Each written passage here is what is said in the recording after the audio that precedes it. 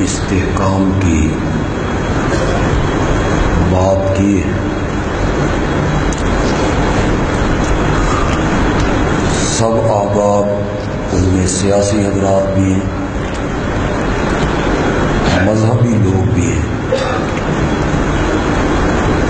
ہم تہ دل سے ان سب کے ممنون ہیں۔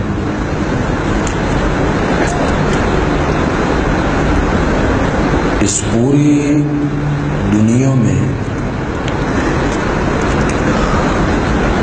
صرف 2 ملک ایسے ہیں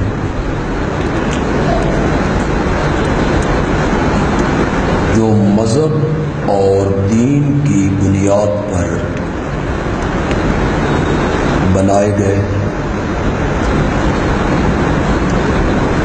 ان میں ایک ملک ہے اسرائیل، جس کی بنیاد یہودیت پہ رکھی گئی، اور اس میں دوسرا ملک ہے پاکستان۔ ریاست مدینہ کے بعد اس ملک کی بنیاد مذہب پر اور دین پر رکھی گئی ہے۔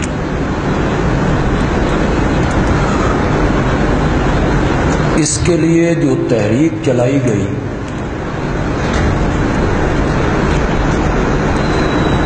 اس کا شمار ان تحریکوں میں ہوتا ہے جو بڑی بے مثال اور لاجواب تحریکیں ہیں، اور تحریک پاکستان کی بنیاد جو ہے وہ 2 قومی نظریہ پر رکھی گئی ہے۔ بلکہ ہم قرآن کے طالب العلم ہیں، قرآن و سنت نے بھی انہی 2 قوموں کو ذکر کیا ہے۔ ایک سے زائد جگہوں پہ قرآن نے کہا کہ ایک گروہ مسلمانوں کا ہے اور ایک گروہ کفار کا ہے۔ یہ ہیں 2 قومی نظریے کہ ایک قوم کا نام کفار ہے اور دوسری قوم کا نام مسلمان ہے۔ اس پر اس ملک کی بنیاد رکھی گئی۔ چنانچہ سن 1940 میں قائد اعظم محمد علی جناح نے لاہور میں ہونے والے مسلم لیگ کے اجلاس میں واضح طور پر اس کو بیان کیا تھا۔ انہوں نے کہا کہ آپ قوم کی جو بھی تعریف کر لیں، اس تعریف کے مطابق مسلمان ایک الگ قوم ہے۔ قومیت کی بنیاد نسل پہ نہیں ہے، لسانیت پہ نہیں ہے، وطن پہ نہیں ہے، ورنہ آپ مجھے بتائیں امام الانبیاء حضرت محمد الرسول اللہ صلی اللہ علیہ وسلم عرب کی سرزمین پر آئے تو لوگ 2 قوموں میں تقسیم ہوئے۔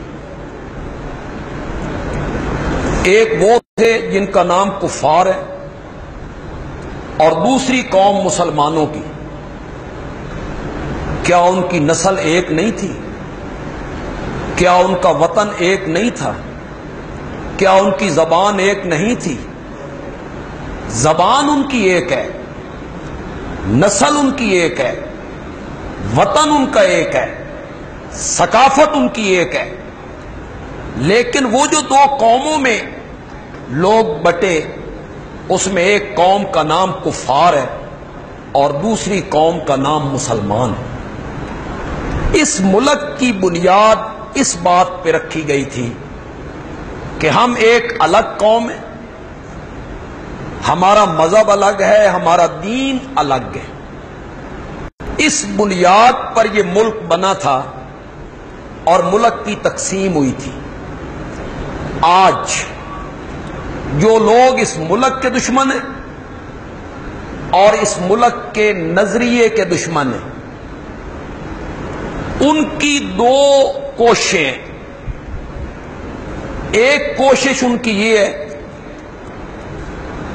کہ نئی نسل کے ذہن سے اس ملک کے لیے ہونے والی قربانیاں انہیں نکالا جائے۔ کیوں یہ ملک حاصل کیا گیا تھا؟ اس نظریے کو نئی نسل کے ذہن سے نکال دیا جائے، یہ ان کی پہلی کوشش ہے۔ اور اس میں وہ کہیں گے کہ ہندوستان اور ہماری ثقافت ایک ہے، ہندوستان اور ہماری زبان ایک ہے۔ ان کی پہلی کوشش یہ ہے کہ نظریہ پاکستان سے غداری کی جائے۔ دوسری کوشش ان کی یہ ہے کہ سیاسی اور مذہبی فرقہ واریت پھیلائی جائے، اور یہ فرقہ واریت پھیلا کے اس قوم کو کمزور کر دیا جائے۔ آج آپ سیاست میں استعمال ہونے والی زبان سن رہے ہیں، کتنی گھٹیا زبان۔ سیاستدان جن لوگوں کے ہاتھ میں ملک کی باغ ڈور آنی یا جن کے ہاتھ میں ملک کی باغ ڈور رہی، ان کی زبان کتنی گھٹیا ہے۔ انہیں بولنے کی تمیز نہیں، اس میں تشدد ہے، اس میں انتہا پسندی ہے۔ مذہب کے معاملے میں اور دین کے معاملے میں ان لوگوں کو آپس میں لڑاؤ، انہیں کمزور کر دیا جائے۔ یہ کوشش ہے ان لوگوں کی جو نظریہ پاکستان کے دشمن ہیں، اس ملک کے دشمن ہیں۔ ہم سب نے مل کر دشمنان پاکستان کی ان کوششوں کو ختم کرنا ہے انشاءاللہ۔ ہم نے اس ملک کا نظریہ کہ یہ ملک کیوں حاصل کیا گیا تھا، اس کے حصول کا مقصد کیا تھا، ہم نے یہ لوگوں کو باور کروانا ہے، ان کے سامنے بیان کرنا ہے، ان کے ذہنوں میں یہ بات ڈالنی ہے۔ آج کا طلباء کا یہ پروگرام اسی سلسلے کی ایک کڑی ہے، تاکہ دینی مدارس کے طلباء کو بتایا جائے کہ اس ملک کا حصول کس مقصد کے لیے تھا، اس ملک کو حاصل کرنے کے لیے کتنی قربانیاں ہم نے دی تھیں۔ وقت اس میں کافی صرف ہوا، ہمارے طالب علم بڑی دیر سے بیٹھے ہیں، دوسرے احباب بھی تشریف لائے ہیں۔ اللہ تعالیٰ طلباء کی اس محنت کو قبول و منظور فرمائے۔ وما علینا الا البلاغ۔ اذان ہوگی اور اذان کے فوراً بعد انشاءاللہ ہم نماز پڑھیں۔